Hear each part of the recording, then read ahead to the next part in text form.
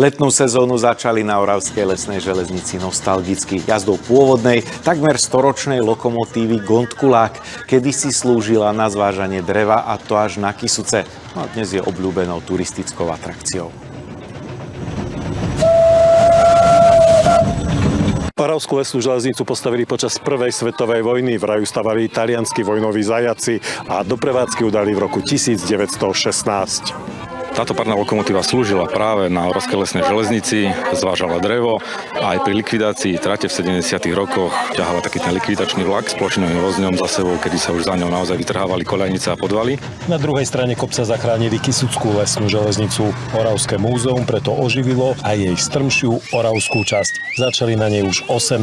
sezónu. No a chceme samozrejme naďalej ako robiť rôzne podujatia pre návštevníkov, hlavne túto párnu lokomotívu prezentovať, ale keďže je to zbierkový predmet, ktorý má viac ako 100 rokov, tak bude len zriedkavo cez hlavnú letnú turistickú sezónu táto párna lokomotíva jazdiť. Kuričom v lokomotíve je jeden z jej záchrancov.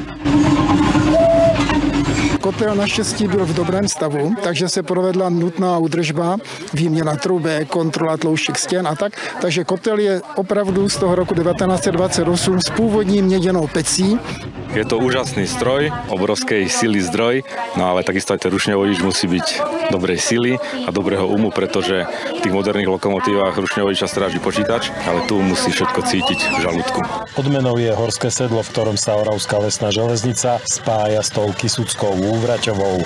Tak, je to krásne prostredie, tu príroda pekná, čistý vzduch, tak trošku zaspomíname na históriu. Aj tú aromu cítiť vlastne toho uhlia a tak ďalej, takže veľmi sa nám to páčilo aj deťom. Tento zážitok, čo teraz ideme vláčikom, bol veľmi zaujímavý a páčilo sa mi veľmi a aj to prostredie je krásne. Z Oravy Milan Volecký, Slovenská televízia.